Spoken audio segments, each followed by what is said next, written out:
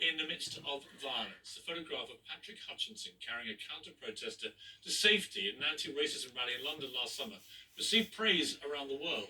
Since then, Patrick has written a book about the realities of life as a black man today and why we must unite to inspire change for generations to come. And he joins us now.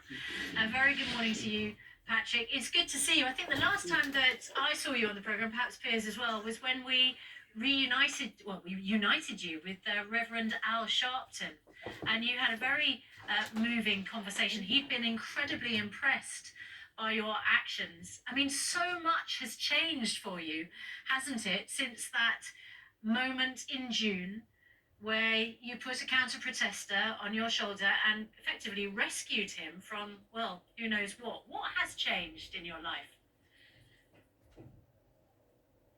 Morning, Susanna. Morning, Piers. What hasn't changed, I should say, probably is the question. Well, the biggest thing is my book, which is now almost available tomorrow. I think some people have already received it, but yeah, it's available tomorrow. And that amongst quite a few other things, and there's lots of things happening on as well in the background with our new initiative, UKI. So basically, I've been really busy. The book is called Everyone versus Racism, and the title is significant because I remember back at the time you had made it very clear this was not a black versus white versus black issue. This was everyone versus racism. What fundamentally is at the heart of that message? Well, the book touches on me as a young black boy and then black man growing up in society that is racist. Not always, but systemically it can be. And it touches on some statistics, some harrowing statistics of being black in this country and around the world, to be honest. And it, also touches on what can we do to make things better for an equal society. And I hope it's a thought-provoking read for everybody. And it touches a few hearts, and people actually, gain something from it, and it helps to be a catalyst to change society. I really hope it does that. One of the things we need is for people in positions of power and authority to understand their role in all this. And we had a glaring example of a failure with the chairman of the Football Association, a sport, football, played now, by so many brilliantly talented young black men and women. And Greg Clark, who's the chairman, has had to stand down after a catastrophically bad appearance in front of a parliamentary select committee. And one of the, aside from being homophobic and sexist, he also referred to black players as coloured. Explain, Patrick, why that is offensive. How long have you got, Piers? I mean, we grew up being referenced as coloured for many years. To be honest, I haven't actually, I've been so deep in promoting my book, I haven't actually seen or heard what's happened. But what I would say is that this is a perfect opportunity for the FA to bring in, a black person to replace him. This is a perfect chance for them to do that. Patrick, one of the things that Greg Clark said was that in certain places there is a phrase that's acceptable to use, which is people of colour, and that he had kind of inadvertently flipped that to say coloured footballers. Why is there a significant difference between the phrase people of colour or footballers of colour and coloured footballers? For me, when you make reference to people of colour, you're talking of basically everybody that is non-white, I would say. When you make reference to an individual being coloured, in his context, he's basically referring to a black person as coloured. For me, that's unacceptable, and for the wider audience, it shouldn't be acceptable. That's what they used to call us back in the day. We're no longer in those times. We're in 2020 now, so I think people should know by now what they should be saying. Well, language is important, isn't it? You know, it's like when he said that. I know you didn't see what he said, but for the viewers who maybe be following this, you know, when he said that, you know, being gay is a life choice. It's not a choice. When he said, you know, female footballers don't want to be in goal because they hate the ball being kicked at them, that's obviously ridiculous too. What it said to me, Patrick, was again though, you have somebody in a position of authority making decisions, supposedly bringing in a new diverse, you know, way of looking at things like football, who just is stuck in the old times, the old dinosaur age. Exactly, and I just think if the FA are serious about making change, they will bring in, you know, a black person or a person of colour to help administer that, because it's just not going to happen unless they do that.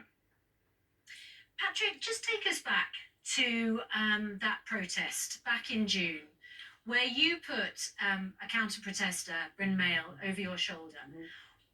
What were you trying to protect that man from, and have you had any contact with him since? Susanna, on that day, I was really just trying to protect him from, you know, being harmed. I can't say to what degree he would have been harmed, but you know, I didn't want to stand there and find out. So I made it my business to intervene because I knew I could. I haven't heard from that man. I know his name is Bryn Mawr. It's been reported that his name is Bryn Mawr. I've heard nothing from him. You know, I'm sure he's okay, as I am. I'm sure he knows exactly what I'm doing.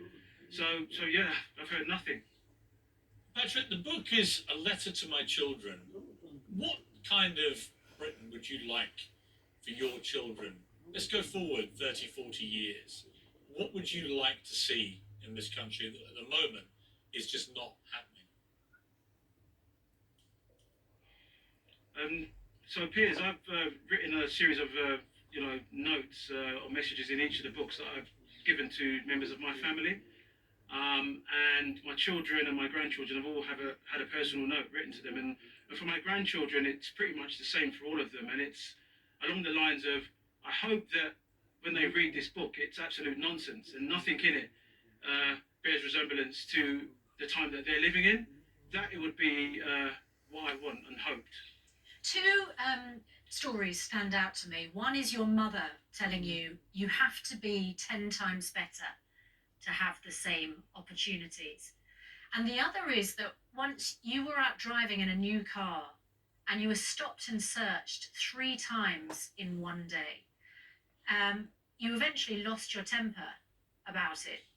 Understandably, 3 times in one day would be frustrating. What happened after that? Yeah, so on the third occasion I was stopped, I, you know, did lose my rag and I was rude to the police officer, and he said to me, I'm going to show you what being stopped is really like.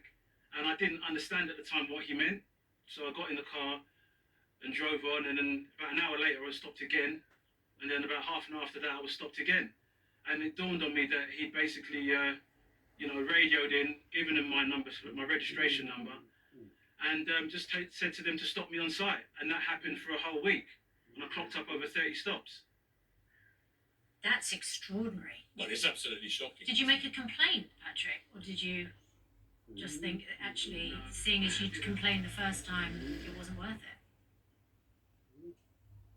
Yeah, you know, this is the thing with us as a community. We don't often believe that the system is. I feel like we're over-policed and under-protected, and so as a community we don't tend to trust the police. So me going to the police as a young black man to report that, I would have probably been laughed at. You know, Patrick, it's a powerful book. It's called Everyone versus Racism, A Letter to My Children. Probably the first author we've had on where you want your book to be absolute nonsense in 30 years' time. As you said. And I think that's a really powerful point, and one well made. And I hope that that book is unnecessary in 30 years' time. That would be a massive leap forward. Patrick, all power to you. I think that image of you saving that man's life. Yeah. Could I just jump in there and say that I've purchased this little baby, and I must say, What do you think? it makes for some good reading. I actually enjoy it, and I tell you what, I really enjoyed the entry on June the 15th. So thanks for the big up, Piers. I appreciate it. Well, you are one of the stars of the book, and I felt that powerfully because I felt that in the context of what you did, with all the protests that were erupting about the George Floyd murder, that's what it was, appalling killing of this man in America, that what you did, you showed humanity to somebody that was implacably opposed to everything that you stand for.